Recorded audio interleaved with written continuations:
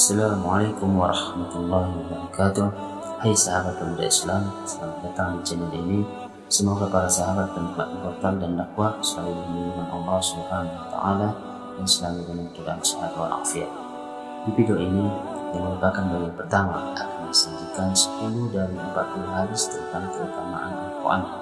Semoga apa yang kami sampaikan di video ini dapat bermanfaat bagi para sahabat pemuda Islam, menambah pengetahuan serta pemahaman kita dalam mempelajari Al-Quran. Sebelum kita lanjut, untuk para sahabat yang belum subscribe, kami berharap keikhlasan hatinya untuk berlangganan dengan channel ini.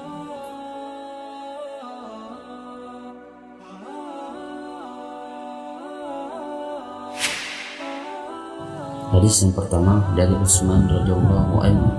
Rasulullah sallallahu alaihi wasallam bersabda, sebaik-baik kamu adalah orang yang mengajar Al-Quran dan mengajarkannya. Hadis riwayat Bukhari, Abu Dawud, Tirmizi, Nasa'i, dan Ibnu Majah.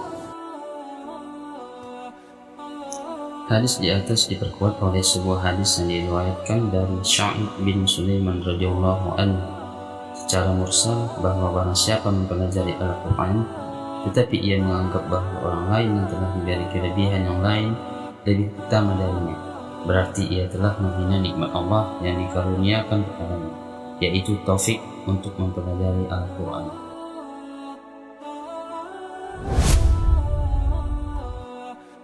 Hadis yang kedua dari Abu Sa'id radhiyallahu anhu berkata, Rasulullah sallallahu alaihi wasallam bersabda, Allah berfirman, barang siapa yang disibukkan oleh Al-Quran daripada berzikir kepadaku dan memohon kepadaku, maka aku berikan kepadanya sesuatu yang lebih utama daripada yang aku berikan kepada orang-orang yang memohon kepadaku. Dan keutamaan kalam Allah di atas seluruh perkataan adalah seumpama keutamaan Allah atas makhluknya. Hadis riwayat Tirmizi, Darimi, dan Baihaqi. Orang yang sibuk menghafal, mempelajari, atau memahami Al-Quran sehingga tidak sempat berdoa, maka Allah akan memberinya sesuatu yang lebih utama daripada yang dia berikan kepada orang yang berdoa. Sebagaimana dalam urusan keduniaan, jika seseorang akan memberikan makanan kepada orang banyak, lalu ia menunjuk seseorang untuk membagikannya, maka bagian untuk petugas membagikan itu akan disisihkan terlebih dahulu. Mengenai ketinggian orang yang selalu sibuk membaca Al-Quran, telah disebutkan dalam hadis lain bahwa Allah akan mengaruniakan kepadanya pahala yang lebih baik daripada pahala orang yang selalu bersyukur.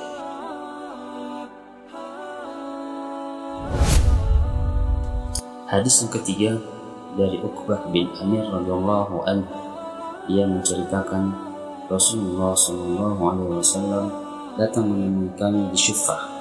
Lalu beliau bertanya, siapakah di antara kalian suka pergi setiap hari ke pasar Budhan atau Akik? Lalu dia pulang dengan membawa 2 ekor unta betina dari jenis yang terbaik tanpa melakukan satu dosa atau memutuskan tali silaturahmi. Kami menjawab, ya Rasulullah, kami semua menyukai hal itu. Rasulullah SAW bersabda, mengapa salah seorang dari kalian tidak ke masjid lalu mempelajari atau membaca 2 buah ayat Al-Quran, padahal yang demikian itu lebih baik baginya daripada 2 ekor unta betina. 3 ayat lebih baik dari 3 ekor unta betina, dan begitu pula membaca 4 ayat lebih baik baginya daripada 4 ekor unta betina, dan seterusnya. Sejumlah ayat yang dibaca mendapat sejumlah yang sama dari unta-unta. Hadis riwayat Muslim dan Abu Dawud.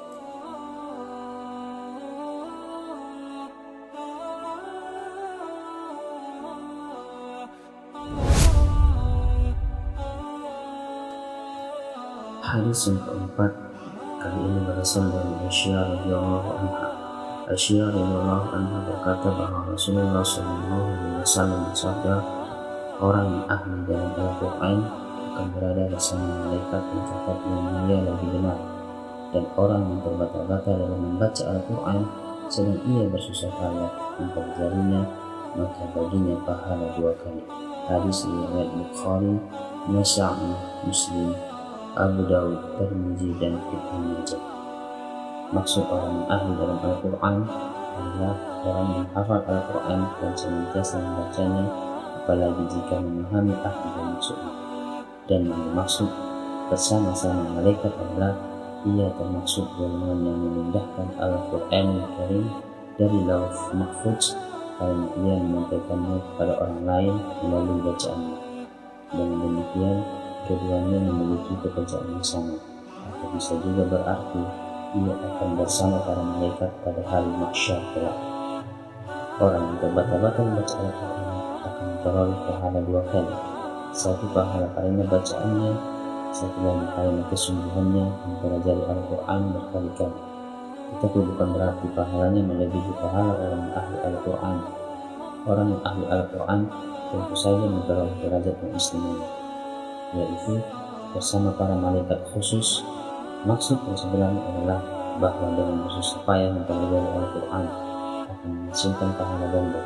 Oleh karena itu, kita jangan meninggalkan baca Al-Quran walaupun mengalami kesulitan dalam membacanya.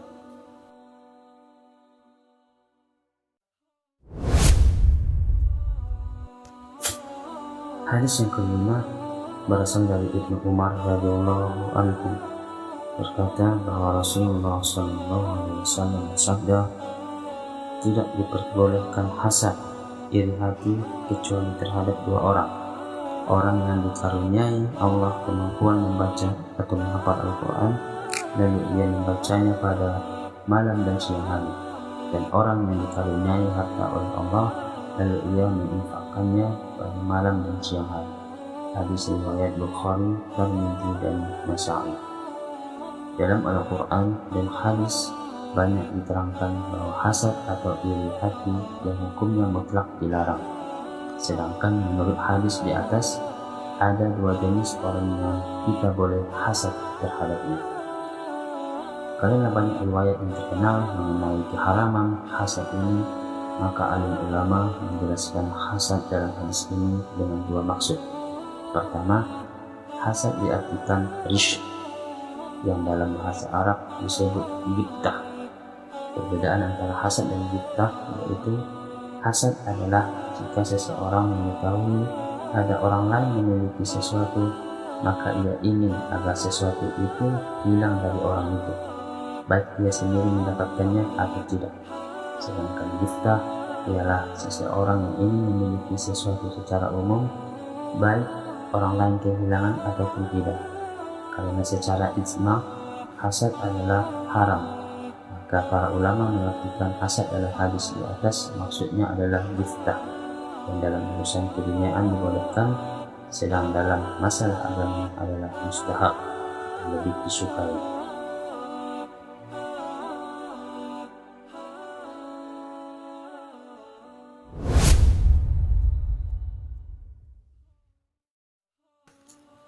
Hadis yang ke-6 dari Abu Musa radhiyallahu anhu, berkata bahwa Rasulullah SAW bersabda, perumpamaan orang mukmin yang membaca Al-Quran adalah seperti jeruk manis yang baunya harum dan rasanya manis. Perumpamaan orang mukmin yang tidak membaca Al-Quran adalah seperti kurma, tidak berbau harum tetapi rasanya manis. Perumpamaan orang munafik yang membaca Al-Quran adalah seperti bunga, baunya harum tetapi rasanya pahit. Dan perumpamaan orang munafik yang tidak membaca Al-Quran adalah seumpama buah pari, tidak berbau harum dan rasanya pahit. Hadis riwayat Bukhari, Muslim, Nasa'i, dan Ibnu Majah.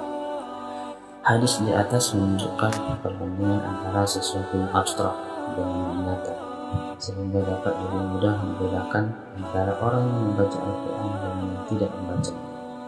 Padahal jelas bahwa kelezatan tilawat Al-Quran jauh berbeda dengan kelezatan apapun di dunia ini, seperti jeruk dan kurma. Tetapi banyak rahasia di balik tamsil hadis di atas yang menjadi saksi terhadap ilmu nubuwah dan luasnya pemahaman Nabi SAW. Misalnya, jeruk mengharumkan mulut, menguatkan pencernaan, membersihkan lambung, dan sebagainya. Semua manfaat itu juga dihasilkan oleh pembaca Al-Quran, yaitu mewangikan mulut, membersihkan batin, dan menguatkan ruhani. Keistimewaan lainnya dari buah jeruk adalah bahwa jin tidak dapat memasuki rumah yang di dalamnya terdapat ceruk. Jika benar, maka hal ini merupakan sesuatu keserupaan khusus pada Al-Quran. Saya mendengar dari beberapa dokter ahli yang mengatakan bahwa jeruk manis dapat menguatkan ingatan. Dan menurut riwayat Ali radhiyallahu anhu dalam Al-Ihya disebutkan bahwa ada 3 hal yang menguatkan ingatan, yaitu pertama bersiwak, kedua saum, dan 3 membaca Al-Quran.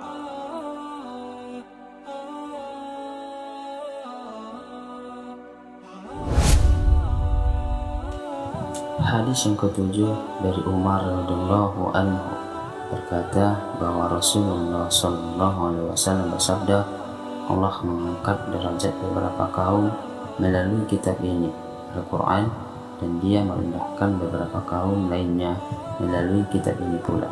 Hadis riwayat Muslim.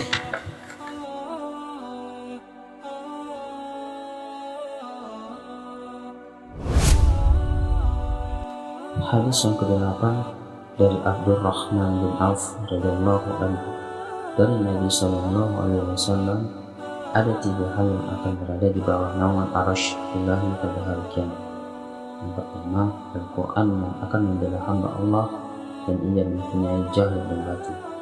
Kedua, amanat, dan yang ketiga, silaturahmi yang akan berseru, ingatlah, siapa yang menghubungkan aku, maka Allah menghubunginya, dan siapa yang memutuskan aku, maka Allah memutuskannya.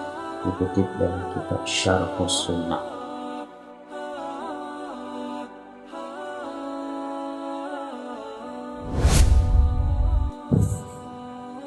Hadis yang ke-9 dari Abdullah bin Umar radhiyallahu anhu berkata bahwa Rasulullah SAW bersabda, pada hari kiamat kelak akan diseru kepada ahli Al-Quran, bacalah dan teruslah naik, bacalah dengan tartil seperti yang engkau telah membaca dengan tartil di dunia, karena sesungguhnya tempatmu adalah pada akhir ayat yang engkau baca.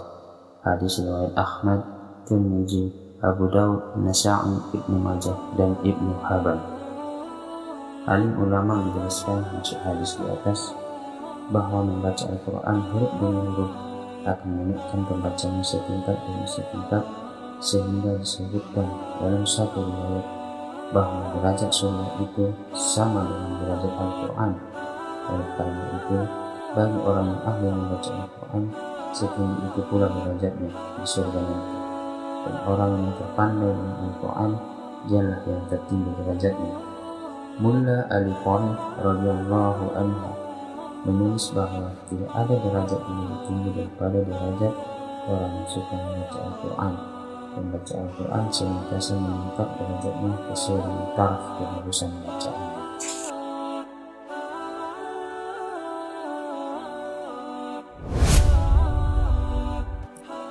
Hadis yang ke-10 dari Ibnu Mas'ud radhiyallahu anhu berkata bahwa Rasulullah SAW bersabda, barang siapa membaca satu huruf dari kitab Allah, maka baginya satu hasanah atau kebaikan, dan satu hasanah itu sama dengan 10 kali lipatnya. Aku tidak mengatakan bahwa alif lam mim itu satu huruf, tetapi alif satu huruf, lam satu huruf, dan mim satu huruf. Hadis riwayat Tirmidzi. Maksudnya bahwa dalam amal ibadah lain, sesuatu ibadah itu baru dihitung sebagai satu amalan jika dilakukan secara utuh atau keseluruhan.